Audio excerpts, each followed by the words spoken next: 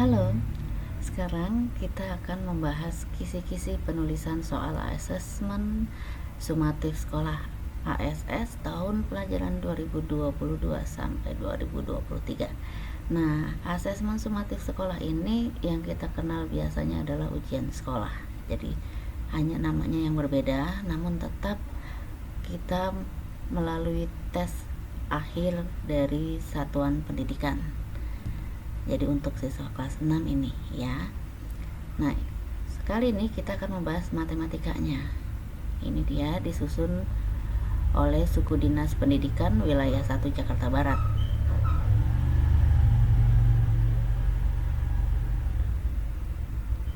Nah, kisi-kisi penulisan soal. Jadi ini bukan bentuk soalnya langsung, tetapi kisi-kisinya atau bagian dari apa sih yang akan kita ujiankan. Kita lihat dari kompetensi dasarnya di sini 3.2 menjelaskan dan melakukan operasi hitung campuran.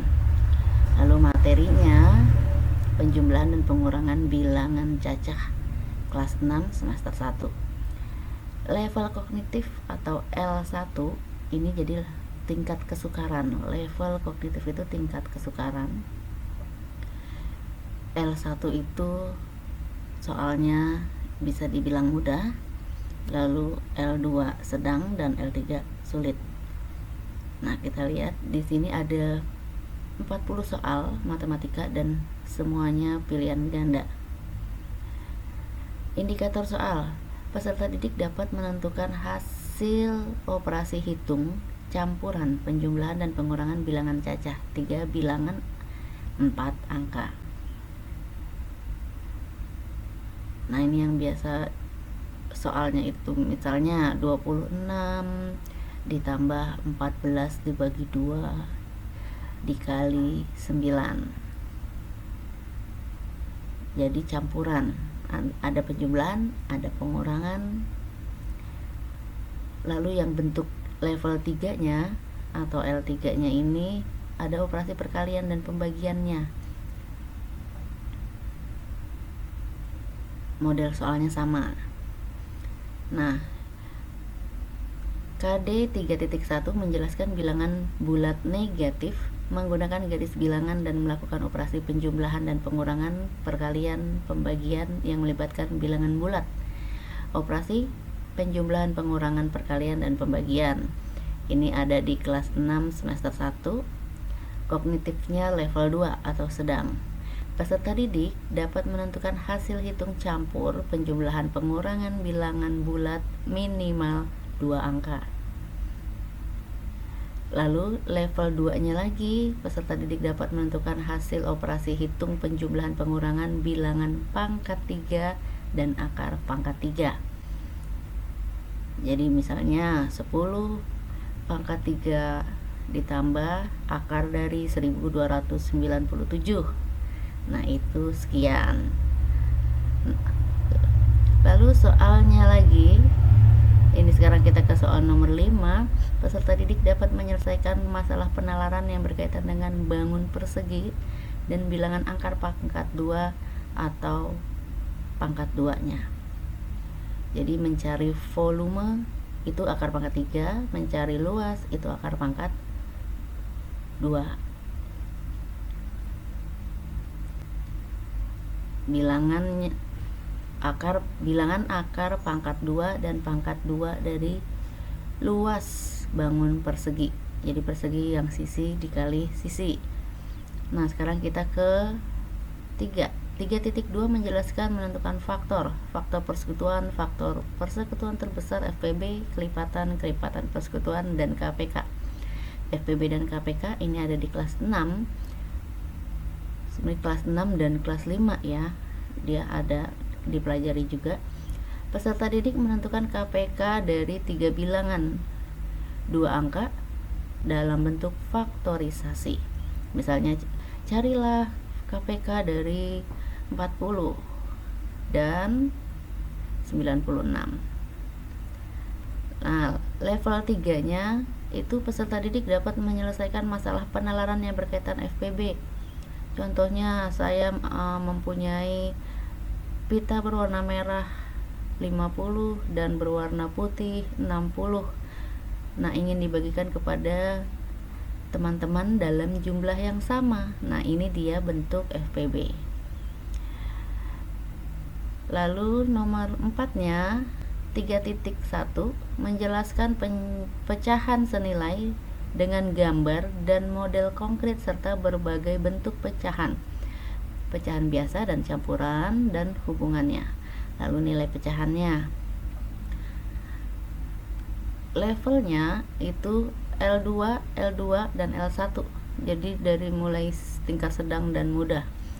Disajikan gambar persegi atau lingkaran yang dibagi 4 atau 8 dengan beberapa bagian diarsir. Peserta didik dapat menentukan nilai pecahan dari bagian yang diarsir.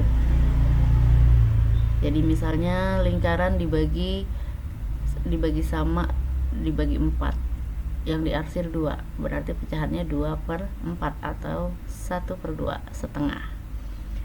Nah, yang level 2 nya lagi yang kedua, peserta didik dapat mengurutkan pecahan dari besar ke kecil dan sebaliknya dari 4 bilangan yang melibatkan berbagai bentuk pecahan. Contoh misalnya 1/2 dibagi 0,25 dikali 5%. Nah, bentuknya seperti itu soalnya ya. Lalu L1 nya, peserta didik dapat mengubah pecahan campuran menjadi bilangan pecahan desimal atau persen. Contoh 1/3/4 itu berapa persen? Nah, kita cari jadikan per 100. Awalnya pecahan campurannya dirubah menjadi pecahan biasa, baru dijadikan persen. Oke, kita ke 5. 3.1 menjelaskan dan melakukan penjumlahan dan pengurangan dua pecahan dengan penyebut berbeda. Penjumlahan dan pengurangan pecahan ini berada di kelas 5 semester 1. Levelnya level 2. Peserta didik dapat menentukan hasil operasi hitung penjumlahan dan pengurangan pecahan biasa dan campuran. Misalnya 3/4 ditambah 1/7/8. Jadi ada pecahan biasa dan ada pecahan campuran. Yang keenam, 3.2 menjelaskan pecahan desimal dan persen serta melakukan perkalian dan pembagian pecahan dan desimal serta persen. Pecahan desimal, persen, perkalian, dan pembagian ini berada di kelas 5 semester 1. Levelnya ada L1 dan L3.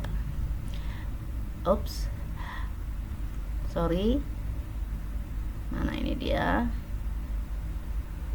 Nah, peserta didik dapat menentukan hasil perkalian atau pembagian dua bilangan pecahan desimal, 2 angka di belakang atau 1 angka di belakang koma.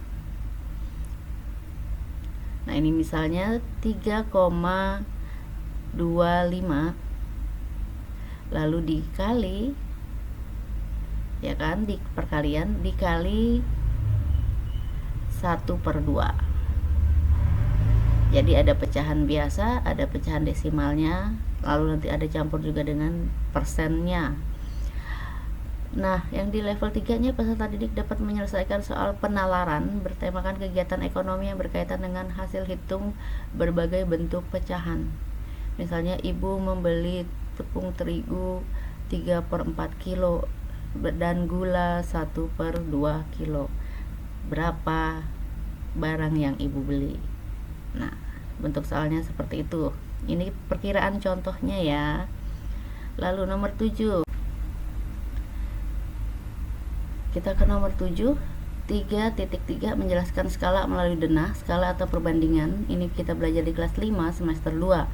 Levelnya L2 L2.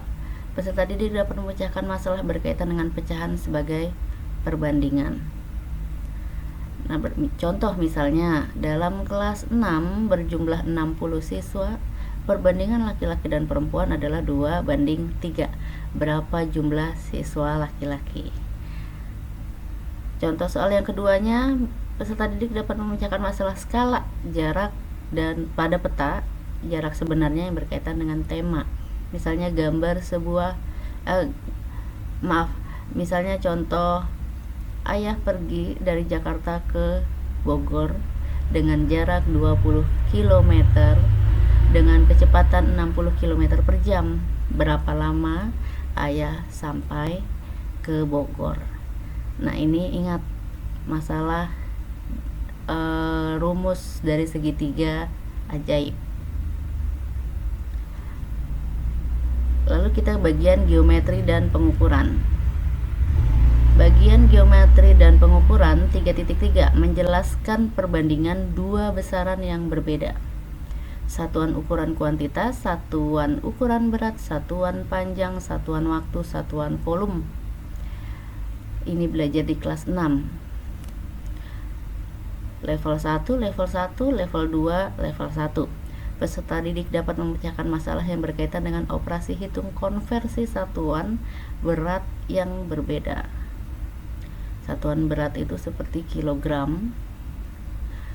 Jadi misalnya memecahkan masalah operasi hitung konversi 1 kilogram ditambah 3 gram ditambah 10 centigram, berarti jumlahnya semua dijadikan gram. Terbayangkan ya, soal yang seperti ini banyak kita pelajari. Lalu contoh yang kedua, peserta didik dapat memecahkan masalah berkaitan dengan operasi hitung konversi satuan panjang. Satuan panjang itu sentimeter, kilometer. Lalu peserta didik dapat memecahkan masalah yang berkaitan dengan konversi satuan waktu. 1 hari sama dengan 24 jam, sama dengan 24 dikali 60 menit, itu berapa menit. Nah, bentuknya seperti itu. Tetapi soalnya menguraikan. Misalnya contoh, 1 bulan ditambah 2 tahun ditambah 1 abad. Nah, ini langsung dijadikan semuanya bulan atau dijadikan semuanya hari. Nah, ya, contoh yang L1-nya. Peserta didik dapat memecahkan masalah yang berkaitan dengan operasi hitung konversi satuan kuantitas yang berbeda. Nah, di sini ada pon, itu lalu ada ton. Nah, ini jangan lupa dipelajari ya. Yang 9, 3.3 menjelaskan perbandingan dua besaran yang berbeda. Kecepatan sebagai perbandingan jarak dengan waktu, debit sebagai perbandingan volume dan waktu. Kita belajar debit dan kecepatan di kelas 5. Peserta didik dapat menyelesaikan masalah penalaran yang berkaitan dengan volume, waktu, dan debit pada benda cair. Misalnya debit air yang mengalir dalam sebuah keran. Nah, bentuk soalnya seperti itu tuh. Kamu banyak nih mengalami atau mengerjakan soal-soal yang seperti ini. Peserta didik dapat menyelesaikan masalah penalaran yang berkaitan dengan waktu, jarak, dan kecepatan, seperti contoh yang tadi pernah saya uraikan. Sekarang kita ke nomor 10. 3.4 menjelaskan dan menentukan keliling, luas persegi, persegi panjang, segitiga, serta hubungan pangkat 2 dan dengan akar pangkat 2, keliling dan luas bangun datar. Ini kita belajar di kelas 4, kelas 5, dan kelas 6. Tetapi materinya dikhususkan di kelas 4 semester 2. L-nya L2, L2, L1. Peserta didik dapat menyelesaikan masalah penalaran yang berkaitan dengan luas bangun datar, luas persegi atau luas persegi panjang. Luas persegi panjang, panjang kali lebar, luas persegi, sisi kali sisi. Disajikan gambar lingkaran, setengah lingkaran atau seperempat lingkaran dengan ukurannya. Nah, ini rumusnya itu misalnya setengah lingkaran berarti 1/2 dikali pi dikali jari-jari kali jari-jari. Disajikan sifat bangun datar. Nah, ini yang tekstual ya, jadi tidak dalam bentuk hitungan. Sifat-sifat bangun datar, misalnya tidak memiliki sudut, bangun datar yang tidak memiliki sudut dan namun mempunyai titik pusat. Nah, itu bangun datar lingkaran. Atau bangun datar yang memiliki keempat sisinya jaraknya sama, berarti itu persegi. Oke, kita ke 11. 3.3 menjelaskan unsur-unsur lingkaran, titik pusat, jari-jari, diameter, busur, tembereng, dan juring dalam taksiran keliling dan luas lingkaran. Unsur-unsur keliling dan luas lingkaran ini kita pelajari di kelas 6. Levelnya, nah ini level L3 nih, ada dua level L3 nya, atau sulit dan L2. Peserta didik dapat menyelesaikan masalah penalaran yang berkaitan dengan luas lingkaran. Luas lingkaran, ingat rumusnya pi kali R pangkat 2 kali cukup itu aja luasnya, pi kali R pangkat 2. Kalau misalnya setengah ya tambahin setengah, kalau seperempat ditambahin seperempat, bukan ditambah tapi dikali. Jadi misalnya setengah lingkaran, luas setengah lingkaran adalah berarti pi dikali R dikali setengah. Kalau misalnya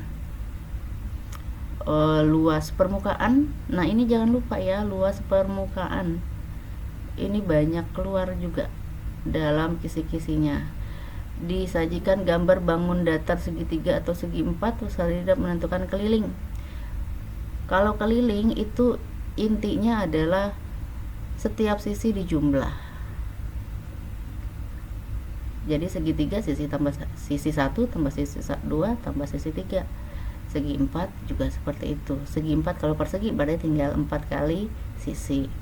Disajikan gambar gabungan dua bangun datar, setengah lingkaran dan segi 4. Dengan ukurannya, peserta didik dapat menentukan luasnya. Nah, kalau luas bangun gabungan berarti luasnya itu kita cari satu-satu. Luas setengah lingkaran berapa, luas segi 4 berapa, lalu dijumlah. Kita lanjut ke 12. 3.4 menjelaskan dan menemukan jaring-jaring bangun ruang sederhana, kubus dan balok, jaring-jaring bangun balok dan kubus. Ini belajar di kelas 5 semester 2. Levelnya L1. Disajikan beberapa jaring bangun ruang, dapat menentukan 3 gambar jaring-jaring kubus. Nah, jadi kamu pelajari bentuk-bentuk jaring-jaring kubus, jaring-jaring balok. Kalau kamu masih kurang lagi, berarti tambahkan dengan jaring-jaring tabung, jaring-jaring kerucut, dipelajari juga. 3.4 menjelaskan bangun ruang kubus, balok, prisma, limas, tabung, kerucut, bola, serta bangun ruang gabungan, serta luas permukaan dan volume bangun ruang kubus dan balok. Luas permukaan dan volume bangun ruang ini kita pelajari di kelas 6 semester 2. Level kognitifnya L2, L2, L2, L2, dan terakhir adalah L3. Nah, ini jangan lupa rumus-rumus luas permukaannya. Luas permukaan prisma, limas, lalu tabung, kerucut, persegi, kubus, dan balok. Oke. Nah, di sini yang PG 32, peserta didik dapat menghitung volume dari bangun gabungan. Jadi dua bangun ruang yang berbeda, kubus dan balok. Jadi rumusnya jangan lupa luas permukaan dan volume. Jadi kita pelajari itu. Di level 3-nya, peserta didik dapat menyelesaikan masalah penalaran yang berkaitan dengan volume tabung yang sudah diketahui seperempat atau setengah dari volumenya. Nah, sekarang kita ke data dan statistik. 3.6 menjelaskan penyajian data yang berkaitan dengan data diri peserta didik dan membandingkan dengan data dari lingkungan sekitar dalam bentuk tabel, diagram, diagram batang atau diagram garis. Jangan lupa diagram lingkaran. Penyajian data dalam bentuk tabel, diagram batang, dan diagram lingkaran. Ini kita pelajari di kelas 5 semester 2. Levelnya L2, L2, L2, dan L3. Disajikan data peternakan bidang pertanian. Peserta didik dapat menyajikan data tersebut dalam bentuk tabel. Disajikan data bertemakan pendidikan. Peserta didik dapat menyajikan data tersebut dalam bentuk diagram batang. Lalu disajikan dalam bentuk diagram lingkaran. Peserta didik dapat menentukan bagian data, jumlah, atau selisih dari diagram lingkaran. Disajikan diagram garis bertemakan pariwisata. Peserta didik dapat menyimpulkan hal-hal yang berkaitan dengan diagram tersebut. Nah, yang terakhir itu KD 3.5 menjelaskan dan membandingkan modus median min dari data tunggal untuk menentukan nilai mana yang paling tepat mewakili data. Jadi kita pelajari min, median, dan modus. Min itu rata-rata, median nilai tengah, dan modus adalah nilai atau data yang sering muncul. Ini kita pelajari di kelas 6 semester 2. Levelnya L2, L3, dan L3. Disajikan diagram batang bertemakan pendidikan. Peserta didik dapat menentukan rata-rata nilai data tersebut. Jadi kalau rata-rata nilai, semua jumlah data dikurangi semua jumlah frekuensi dibagi data. Peserta didik dapat menyelesaikan masalah penalaran yang berkaitan dengan modus bertemakan sosial. Jadi mana data yang paling sering muncul. Disajikan 20 data acak bertemakan pendidikan. Peserta didik dapat menentukan median dari data tersebut. Berarti kalau median, jangan lupa datanya tersebut harus diurutkan dulu dari yang terkecil hingga yang terbesar. Lalu baru kita cari nilai tengahnya. Oke, sampai di sini dulu. Ini kisi-kisi matematikanya. Banyak soal-soal yang harus kita pelajari. Latihan terus dari soal-soal ujian sebelumnya. Oke, terima kasih dan selamat belajar.